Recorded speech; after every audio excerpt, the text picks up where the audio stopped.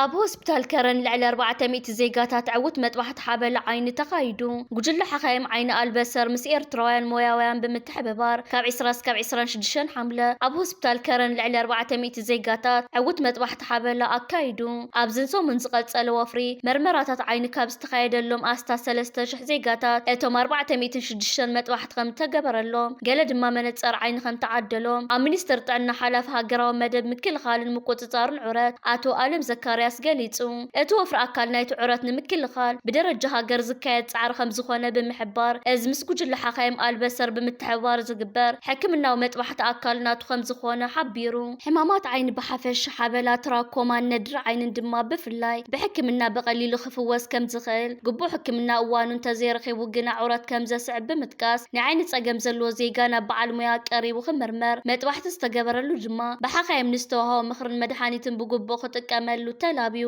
ሜዲካል ዳይሬክተር ዞባዊ መወከሲ ሆስፒታል ከረን ዶክተር ያፌት ሃይለ ሚካኤል ብግዲኡ እቲ ብምትሕብባር ምስ ጉጅለ ሓኻይም ኣልበሰር ዝተገበረ መጥባሕቲ መቐጸልታ ናይቲ ኣብቲ ሆስፒታል ክካየድ ጸንሐ ንጥፈታት ከም ዝኾነ ብምሕባር ንጉጅለ ሓኻይም ዓይኒ ኣልበሰር ኣመስጊኑ ጉጅለ ሓኻይም ዓይኒ ኣልበሰር ኣብ ዝሓለፈ ዓመታት ኣብ ኩለን ዞባታት ሃገርና መርመራታት ነጻርታን መጥባሕትን ከካይድ ምጽንሑ ዝፍለጥ ኮይኑ ኣብ ዞባ ዓንሰባ ሕክምናዊ ኣገልግሎት ዝሃበ ሎሚ ዓመት ንመበል 15 ግዜ እዩ።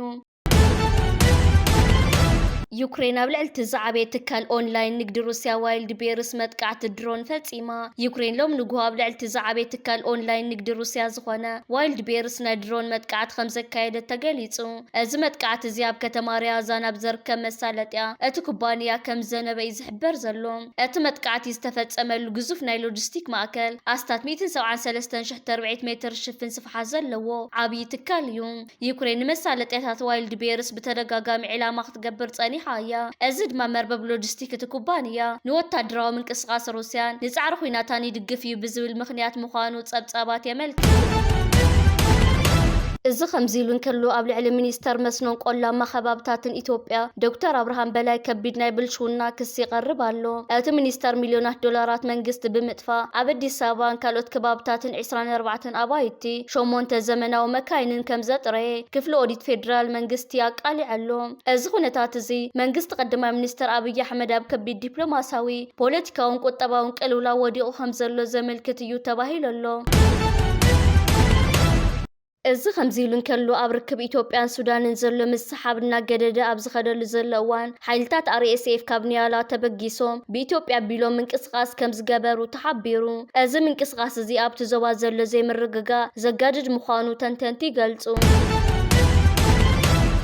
ኣብ ኤርትራ ኩለ መድያዊ ስራሕቲ ልምዓትን ምሕዳስ ትሕተ ቅርጽን ብዝለዓለ ናህሪ ይቕጽል ኣሎ መንግስቲ ኤርትራን ፖሊሲ ባዕላዊ ዓቕሚ መሰረት ብምግባር ኣብ መላእ ሃገር ዘተኮረ ሰፊሕ ናይ ልምዓት ምንቅስቓሳት የካይድ ከም ዘሎ ተገሊጹ እዚ ስራሕቲ እዚ ብቐንዱ ኣብ ምሕዳስ ትሕተ ቅርጺ ስሉጥ ሕርሻዊ ልምዓትን ውፅኢታዊ ከተማዊ ጽባቐን ዘተኮረ እዩ ከም ጸብጻባት ዜና ካብቲ ከባቢ ዘመልክትዎ ኣብ ዝሓለፈ ሓፂር ግዜ ኣብ ርእሲ ከተማ ኣስመራ ጀሚሩ ኣብ ዝተፈላለዩ ዓበይቲ ከተማታት ከም መንደፈራን ደቀ ምሓረን ሰፊሕ ናይ ጎደናታት ኣስፋልት ምንጻፍን ጽገናን ይካየድ ኣሎ እዚ ህንጸት እዚ ነቲ ጸንሐ ናይ መጓዓዝያ ጸገማት ብምቕራፍ ንከተማታት ሃገር ብሓድሽ መልክዕ ንምጽባቕን ንምዝማንን ዝዓለመ እዩ ካልእ ድማ ኤርትራ ውሕስነት ማይ ንምርግጋጽ እትገብሮ ዘላ ጻዕሪ ብምቕጻል ኣብ ዝተፈላለዩ ስትራቴጂካዊ ከባብታት ሃገር ዓበይቲ ድጋታት ይህነጹ ኣለዉ እዚ እከም ማይ ንሕርሻዊ ልምዓት ንመስኖን ንመስተሰብን እንስሳን ብምውዓል ንውሕስነት ምግቢ ሃገር ዓብዪ ኣበርክቶ ይገብር ከም ዘሎ ተሓቢሩ ኣብዚ ቀረባ እዋን ኤርትራ ምስ ሃገራት ስዑድ ዓረብ ሕቡራት ኢማራት ዓረብን ህንድን ዘለዋ ዲፕሎማሲያዊ ርክባት እናደልደለ ይመጽእ ኣሎ እዚ ዝምድና እዚ ብፍላይ ዓውዲ ትሕተ ቅርጺ ጸዓትን ንግድን ዝካየዱ ናይ ልምዓት ፕሮጀክታት ሓድሽ ናይ ወፍሪ ዕድላት ዝኸፍት ምዃኑ ተንተንቲ ይገልጹ መብዛሕትኡ እዚ ስራሕቲ ልምዓት ብሓይልታት ምክልኻል ኤርትራን ብኣባላት ሃገራዊ ኣገልግሎትን ዝፍጸም ዘሎ ኮይኑ እዚ ድማ መንእስያት ኣብ ናይ ሃገር ህንጸት ቀጥታዊ ተሳትፎ ንክህልዎምን ሞያዊ ክእለቶም ንኸማዕብሉን ዕድል ዝፈጥር ብሄራዊ ጻዕሪ እዩ እቲ ልምዓታዊ ምንቅስቓስ ንከተማታት ጥራሕ ዝተሓፀረ ዘይኮነ ኣብ ርሑቕ ገጠራት ሃገር ዝርከብ ህዝቢ እውን ተጠቃሚ ትምህርቲ ጥዕናን ጽሩይ መስተ ማይ ንክኸውን ቀጻሊ ናይ ህንጸት ስራሕቲ ይካየድ ኣሎ ብሓፈሹ ኤርትራ ኣብዚ ሕጂ እዋን ብሰላምን ምርግጋእን ናብ ዝለዓለ ናይ ልምዓት ደረጃ ንምብጻሕ ትሰርሕ ከም ዘላ እዩ ዝግለጽ እዚ ስራሕቲ እዚ ድማ ንቁጠባ ሃገር ንምሕያልን ንናብራ ህዝቢ ንምምሕያሽን ዝዓለመ ስትራቴጂካዊ ስጉምቲ እዩ بوغن إثيوبيا بتدغاغامي بزعبا قحي بحر إيرتران ودب عسبن بزملكت مجلصيتات يوصاب زلو لوان نتي امونغ إيرترا ግብፅን ሶማሊን ዝተገበረ ርክባትን بوغن ግብፅ ዝወፀ ምስ قحي بحر ዘይዳወበ ሃገራት ኣብ ጉዳይ قحي بحر ኢደን ከእትዋ የብለንን ዝብል መግለጽን ብዝምልከት ናይ ቀደም ኣመኻሪ ሚኒስተር ወፃኢ ጉዳያት ኣሜሪካ ጉዳያት ኣፍሪቃ ቲቦር ናጊ ተሪር መረዳእታ ከቕርብ ተራእዩ ቲቦር ናጊ ምስ ሚኒስተር ዜና ኤርትራ ኣቴማነ ገብረ መስቀል ኣብ ማሕበራዊ ገጻት ክመላለስ ጸንሐ ኮይኑ ከምቲ ግብፅ ብትብሎ ጉዳይ قحي بحሪ ነቶም ምስ قحي بحر ጥራይ ዝዳወበ ሃገራት ዝምልከት እንተኮይኑ ጉዳይ ማይ ኣባይ ውነተን ምንጭ ጥራይ ዝኾነ ሃገራት ዝምልከት ማለት ዲ ብምባል ንግብፅ ዝማጎት ሕቶ ኣቕሪበሎ እዚ መረዳእታ እዚ ብወገን ማዕከናት ዜና ግብፂ ተሪር ነቐፌታ ክስዕበሉን ከሎ ብወገን መንግስታውያን ማዕከናት ዜና ኢትዮጵያ ግን ንናይ ኢትዮጵያ መርገፂ ኣብ ጉዳይ ኣባይን قحي بحርን ዝድግፍ ስለ ዝኾነ ሰፊሕ ሸፈነ ክወሃቦ ጀሚረሎ ይኹን እምበር ብወገን ኤርትራ ነዚ ናይ ቲቦር ናጊ መግለፂ ተሪር ግብረ መልሲ ተዋሂብዎሎ ሚኒስተር ዜና የማነ ገብረ መስቀል ንቲቦር ናጊ ኣካል ናይ ተሓንጭ መንጭ ጉጅለ ብምባል ጸረ ኤርትራ ዘቕንዐ ተረኻታት ዝደጋገመ ተኸፊልዎ ዝጣበቕ ሎቢስት ክብል ገሊጽዎሎ ኣብ ልዕሊ መንግስቲ ኤርትራን ላዕላውነት ኤርትራን ብፍላይ ድማ ጉዳይ ወደብ ዓሰብ ፀቕጢ ክግበር ንፕሬዝደንት ዶናልድ ትራምፕ በተደጋጋሚ ኣብ ማሕበራዊ ሚድያ ትዊተር መልእኽታትን ወረቐትን ክሰዱ ጸኒሖም እዮም እንተኾነ ግን ዶናልድ ትራምፕ ላዕላውነት ሃገራት ብፍላይ ድማ ንኤርትራ ዝምልከት ዘለዎ መርገፂ ንጹር እዩ ትራምፕ ኣብ ዝተፈላለዩ ኣጋጣሚታት ላዕላውነት ሃገራት ከም ዘኽብርን ኤርትራውን ላዕላውነታ ዝተሓለወ ሃገር ክትከውን ከም ዘለዋን ክገልጽ ጸኒሕ እዩ ስለዚ ዋላ እኳ እቶም ዝተወሰኑ ወገናት ፀቕጢ ክገብሩ እንተፈተኑ ትራምፕ ግን ነቲ ላዕላውነት ኤርትራ ዝዳፈር ሕቶታት ከም ዘይተቐበሎን ላዕላውነት ሃገራት ቀዳምነት ሂቡ ከም ዝሰርሕን እዩ መርገፂኡ ዘርኢ ሚኒስተር ዑስማን ሳልሕ መልእኽቲ ሚኒስተር ጉዳያት ወፃኢ ስዑድ ዓረብ ተቐቢሉ ኣብ መንጎ ኤርትራን ስዑድ ዓረብን ዘሎ ዲፕሎማስያዊ ርክባት ንምድንፋዕ ተመያይጦም ሚኒስተር ጉዳያት ወፃኢ ሃገር ኤርትራ ኣቶ ዑስማን ሳልሕ ሎሚ ኣብ ቤት ጽሕፈቱን ኣምባሳደር ንግስነት ስዑድ ዓረብ ኣብ ኤርትራ ሙሻል ቢል ሓምዳን ኣሩቃይ ተቐቢሉ ኣዘራሪብዎ ኣብ ዝርክብ እዚ ኣምባሳደር ሙሻል ቢል ሓምዳን ካብ ሚኒስተር ጉዳያት ወፃኢ ንግስነት ስዑድ ዓረብ ዝተላእኸ ወግዓዊ መልእኽቲ ንሚኒስተር ዑስማን ሳልሕ ኣረኪቡ እቲ መልእኽቲ ብዛዕባ ክልቲኣዊ ዝምድናታት ክልቲአን ሃገራት ነቲ ዘሎ ታሪካዊ ርክባት ናብ ዝለዓለ ደረጃ ንምስጋር ዝዓለሙ ጉዳያትን ዝሓዘ እዩ ሚኒስተር ዑስማን ሳልሕን ኣምባሳደር ሙሻል ቢል ሓምዳንን ኣብ ዘካየድዎ ዝርዝር ዘተ ኣብ መንጎ ኤርትራን ስዑድ ዓረብን ዘሎ ናይ ነዊሕ ግዜ ዲፕሎማስያዊ ዝምድና ዝያዳ ንምሕያልን ኣብ ዝተፈላለዩ ዓውድታት ንምስፋሕን ዘለዎም ድሌት ኣረጋጊፆም ክልቲኦም ወገናት ኣብ ዞባ ቀርኒ ኣፍሪቃን قحي بحርን ዘሎ ፀጥታውን ፖለቲካውን ኩነታት ብዝምልከት ሓሳባት ተለዋዊጦም ምርግጋእ ዞባ ንናይ ሓባር ረብሓ ክልቲአን ሃገራት ወሳኒ ምዃኑ ድማ ኣስሚሮምሉ ኤርትራን ስዑድ ዓረብን ኣብ قحي بحر ስትራቴጂካዊ ቦታ ዘለወን ሃገራት ከም ምዃነን መጠን ኣብ ምክልኻል ድሕነት እቲ ባሕር ዘሎ ምትሕብባር ንምድንፋዕ ተመያይጦም ኣብ ቁጠባዊ ንግዳውን ካልእ ንክልቲአን ሃገራት ዘግድሱ ዓውድታትን ሓቢርካ ንምስራሕ ዘሎ ተኽእሎታት ዳሲሶም እዚ ርክብ እዚ ንግስነት ስዑድ ዓረብ ምስ ኤርትራ ዘለዋ ዝምድና ንምጥንኻር ትገብሮ ዘላ ዲፕሎማስያዊ ጻዕርታት ኣካል ምዃኑ ይግለጽ ኣሎ ሚኒስተር ዑስማን ሳልሕ ብወገኑ ኤርትራ ምስ ስዑድ ዓረብ ዘለዋ ዝምድና ክዓዝዝ ዘለዋ ድልውነት ገሊጹ ኣብ መወዳእታ ክልቲኦም ወገናት ኣብቶም ዝተልዓሉ ርእሰ ጉዳያት ብቐጻሊ ንምዝርራብን ንምትሕብባርን ተሰማሚዖም ርክቦም ዛዚሞም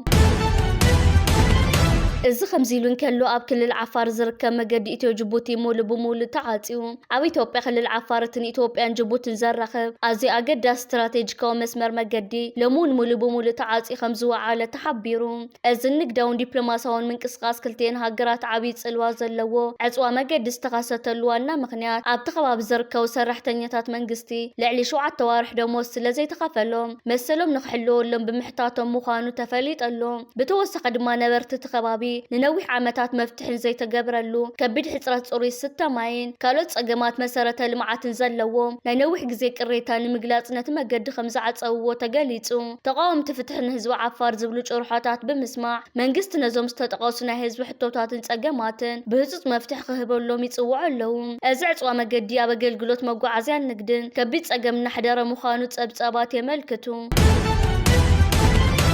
بتوسخ بريزيدنت حوحات دكتور دبرتسين قبر ميكائيل مسمزب زغبر وركب بزعوات مس إيرترا زلو زمدنان استراتيجيكاو صمدون مبري هبوم للو ازم انقسقاس زيان منغو حزب تግራይን ህዝቢ ኤርትራን ሰላም እንድሕነትን ንምርግጋዝ ዓለመ ዲፕሎማስያዊ መጽናዕቲ ይግበረሉ ከም ዘሎ ኣረጋጊጾም ኣብ ሃገር ኤርትራ ብዘጋጠመ ዘስካሕካሕ ናይ መኪና ሓደጋ ኣብ ኖርዌይ ነበርቲ ዝነበሩ ክልተ ኤርትራውያን ሰብ ሓዳር ሂወቶም ከም ዝሓለፈ ተገሊጹ። እቶም ብሓደጋ ሂወቶም ዝሓለፈ ሰብ ሓዳር ኣምባሳደር መሓርን በዓልቲ ቤቱ ኣድያም ጉንደማርያምን እዮም። እዚ ኣዝዩ ዝሕዝን ሓደጋ ዝበጽሐ እቶም ሰብ ሓዳር ካብ ኖርዌይ ናብ ሃገሮም ኤርትራ ንዑደት ኣብ ዝጓዓዙሉ ዝነበሩ እዋን ብዕለት 23 ሓምለ ምዃኑ ተሓቢሩ።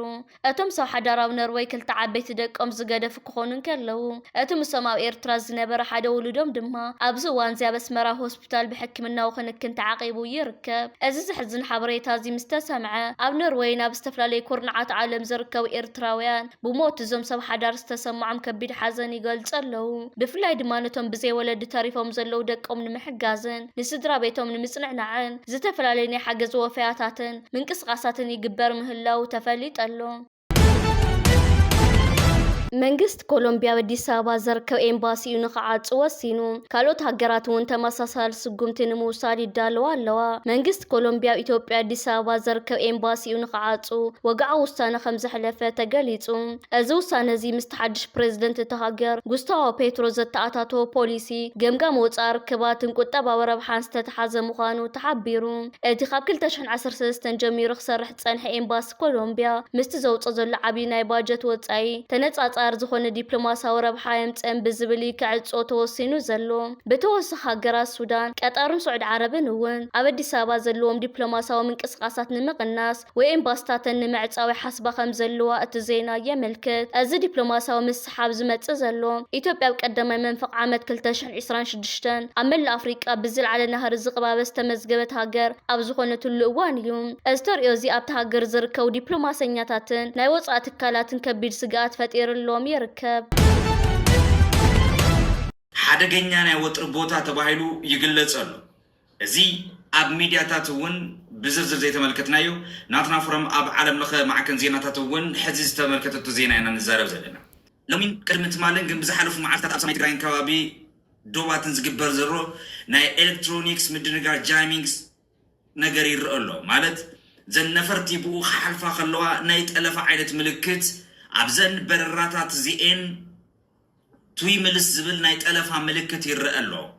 እቲ ቅድሚ ሕጂ ክሕመድ ፀንሐ ናይ ድሮን ገለ ቴክኖሎጂካዊ ዝኾኑ ኣብ ክልል ኣየር ትግራይን ዶባት ኤርትራን ሓያል ናይ ኤሌክትሮኒክስ ውግእን ምጥላፍ ነፈርትን ይካየድ ኣሎ። ኣብ መንጎ ኢትዮጵያን ኤርትራን ዘሎ ወታደራዊ ወጥሪ ናብ ሓድሽ ምዕራፍ ተሰጋጊሩ ኣብ ዘለወሉ እዋን ኣብ ክልል ኣየር ትግራይ ወሎን ከባቢ ዶባትን ሓያል ናይ ኤሌክትሮኒክስ ምድንጋር ከምኡውን ናይ ነፈርቲ ሲግናልን ራዳርን ናይ ምጥላፍ ሰሪሒታት ይካየድ ከም ዘሎ ተገሊጹ። ብመሰረት ካብ ምንጭታት ሓይሊ ኣየርን ሳተላይትን ዝተረኸበ ሓበሬታ እዚ ብሰፊሕ ዝረአ ዘሎ ናይ ራዳር ምድንጋር ነፈርቲ ሲቪል ይኹና ወታደራዊ ነፈርቲ ኣብቲ ከባቢ ክበራ ከለዋ ካብ መስመረን ክወፃን ሲግናል ክስእና ወይ ድማ ብጌጋ መርኣይ ንክደናገራ ይገብር ኣሎ። እዚ ስርሒት እዚ ብፍላይ ኣብ ልዕሊ ሰማይ ትግራይ ክስካብ ወሎን ዝዘርጋሕ ኮይኑ ኣብቲ ዞባን ዝግበር ናይ ነፈርትን ድሮናትን ምንቅስቃስ ንምቁፅጻር ዝዓለመ እዩ። እዚ ኣዝዩ ዝረቐቐ ናይ ኤሌክትሮኒክስ ውግእ ብኽኢላታት ሓይሊ ኣየር ኤርትራ ይካየድ ከም ዘሎ ዝተፈላለዩ ወታደራዊ ተንተንቲ ይሕብሩ። እቶም ክኢላታት ነቲ ኣብ ቀረባ ግዜ ካብ ወፃኢ ሃገራት ብፍላይ ካብ ቤላሩስ ዝኣተወ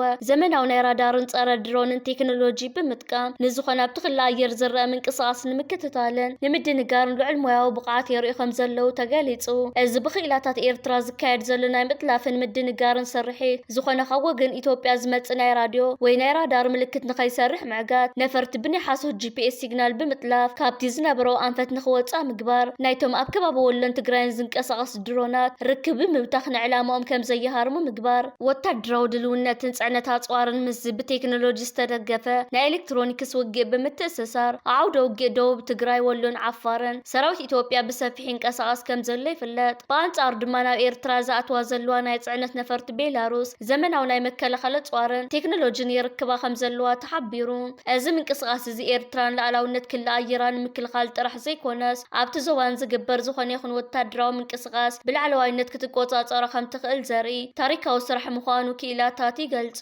እዚ ስርሒት እዚ ኣብቲ ዞባ ዘሎ ወታደራዊ ሚዛን ብሩኢ ዝቐየረ ኮይኑ ክኢላታት ሓይሊ ኣየር ኤርትራ ኣብቲ ዝለዓለ ናይ ድልውነት ደረጃ ከም ዘለዉ የረጋግጽ።